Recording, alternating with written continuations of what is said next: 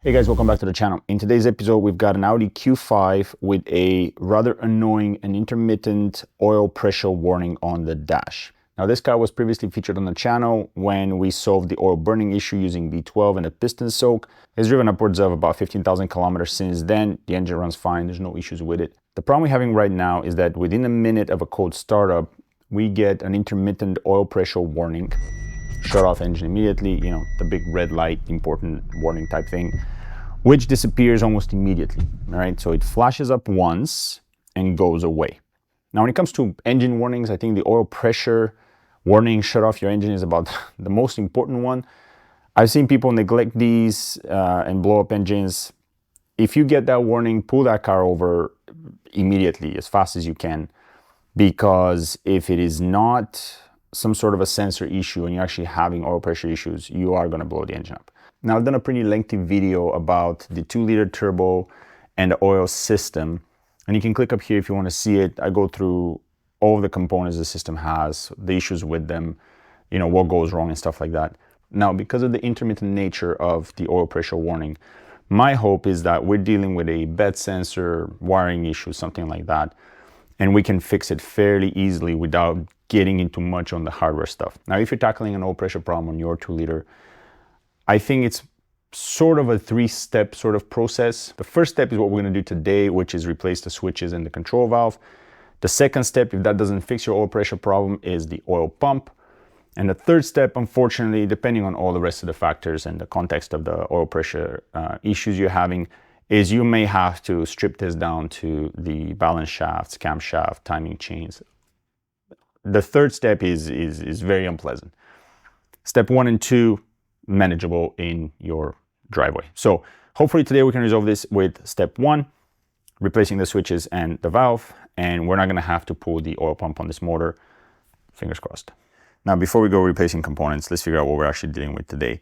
The 2-liter turbo in the Audi uses a 2-stage oil pressure system, which is controlled by the valve on the left here. Below 3,500 RPM, the engine pressure stays at about 1.8 bar and uses the brown oil pressure sensor to detect any faults. The brown pressure sensor functions between 0.55 and 0.85 bar, which means that if your pressure is below the standard 1.8 bar and it gets down to 0.85, you're going to get a warning from the brown sensor. Above 3,500 RPM, the engine switches to a pressure of about 3.2 bar and uses the blue sensor, which activates from 215 to 2.95 bar, which means that if you're above 3,500 RPM and your pressure is below 2.95 bar, the blue switch is going to give you a warning. It's a fairly straightforward setup, and the issue we're having is on a cold start at idle, which means that we should be at 1.8 bar, and we're getting a warning, which is likely coming from the brown sensor. I'm going to go ahead and replace all 3 components because, frankly, they're very cheap. We're talking about probably about 40-50 bucks worth of components here, and they're pretty much co-located. So if you're taking one out, you might as well take all 3 out. I'll take this a step further. I'm doing an engine flush at the same time. I've already got half a can of seafoam in the motor. I ran it for about 30 minutes on the highway. Wasn't pushing it very hard. It definitely not go over 3,500 RPM, so I never really triggered the second sensor. But I'm going to do an oil flush, replace the sensors, fresh oil, and hopefully we're going to get rid of this intermittent problem.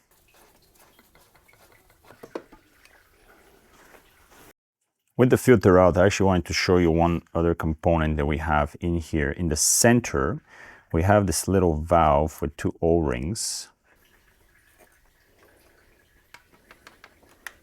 So what this valve does is it closes the drain of the oil filter housing when you screw in the filter. So the filter presses it from the top, the spring goes ahead and pushes this down and it closes the drain. This is original. This car is at 230,000 kilometers. These are original. Whether they're causing a problem or not is irrelevant. It's 10-15 bucks to replace it. So I'm just going to go ahead and swap that out because this could be causing drainage from the oil filter housing if these oil rings are leaking. All right. So this is original. Just get rid of it. We'll go ahead and do the filter here just to make sure that I don't get any debris from removing the sensors, and then we'll take a look at the sensors. All right, from the top, we can see the brown sensor very easily. It's right here at the top. This is easily accessible. The blue sensor is right down here. That's the second connector. This one's going to be a little bit tighter because you've got the fan on the front, so we'll have to take a look as to how that's going to play out. And we'll have to go on the bottom to check the valve, which I think is about the hardest out of the 3. So let's go ahead and replace these sensors and switch the valve from the bottom.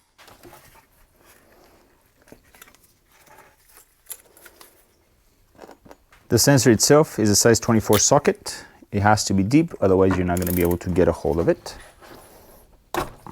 It's not very tight.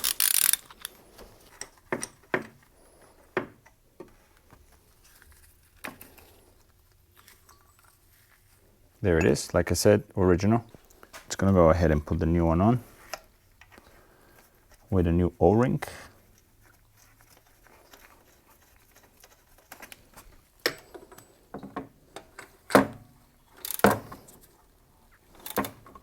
Don't over tighten this, there's no need. There's one done. Now the second one's a little bit harder to reach down here. You're kind of blind unless you want to put the radiator in service position, which is quite a lot of work. So it looks exactly like the first one. You're gonna have to take the connector off and undo the sensor. There's a connector, single pin as well. There it is. It's tight, but you can fit your ratchet right in between and you can pull the sensor out without any issues. Just take your time, it's really not a big deal, but you will need a deep 24 socket to get over that sensor.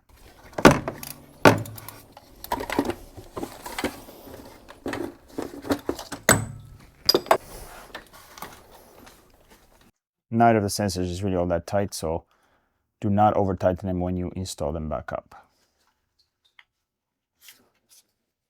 There's the second one, quite dirty. New versus old, single pin. This is the high pressure.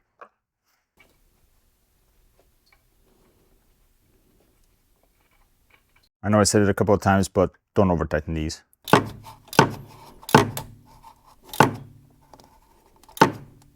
That's it, job done. Last but not least, this is the valve. Now you can take the belt off if it's in your way. Might make things a little bit easier. But all in all, the bolt is on the top and you're gonna have to squeeze your hands in there to get it out.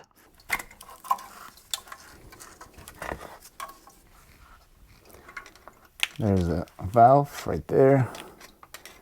And if you look at it, you'll see that the bolt is at the top up here. This is very dirty. So I imagine this bolt's gonna be hard to see.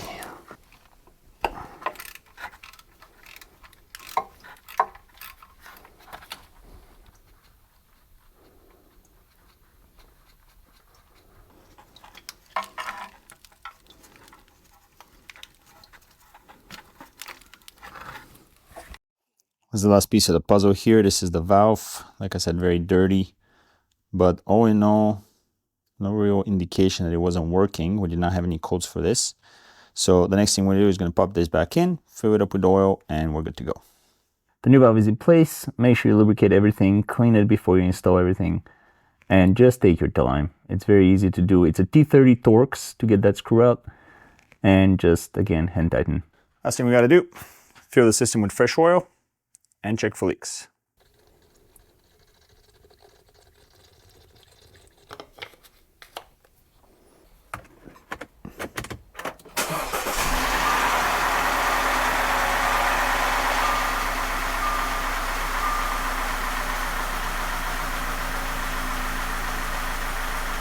That's it for this one, folks. Job well done. This could not have taken more than about an hour. Really, the only special tools you need is a size 24 deep socket for the two sensors and a T30 Torx to remove the oil pressure control valve. The pressure warning light is gone from the dash. If it ever comes back, the next step will be to replace the oil pump. I really don't want to do that, but if we have to, we have to. For now, the car's running great. Thanks so much for watching, and I'll see you guys next time.